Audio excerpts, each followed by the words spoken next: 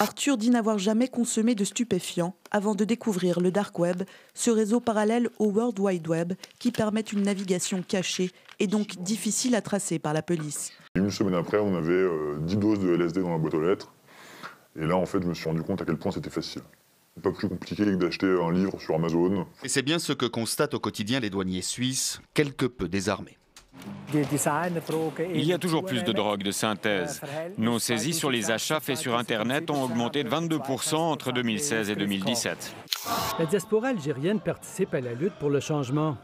Que ce soit à Ottawa, Québec ou Montréal, c'était un nouveau week-end de mobilisation pour dire que d'ici, on pense bien fort à là-bas. On aimerait être là-bas avec nos frères et sœurs. Personne ne dort, regardez nos têtes là. Au début c'était un soutien, mais là c'est plus un soutien, là on est dedans. Là. C'est le moment ou jamais que le pouvoir se dégage de la scène. Ces manifestations ne seront pas les dernières. Les Algériens du Québec veulent continuer la lutte pour le changement tant que le feront leurs compatriotes en Algérie. À Paris, sur la place de l'Étoile, au milieu des voitures et des scooters. La trottinette électrique envahit les centres-villes et les services d'urgence en savent quelque chose.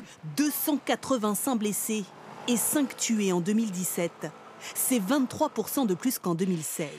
Alors ce professeur dit stop, c'est beaucoup trop dangereux. Voilà un exemple de fracture de cheville avec une luxation et une ouverture. C'est une fracture extrêmement grave.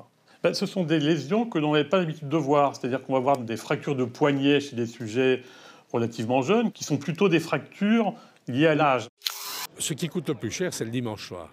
Donc vous avez à la fois un paiement en double, des récupérations et une petite prime.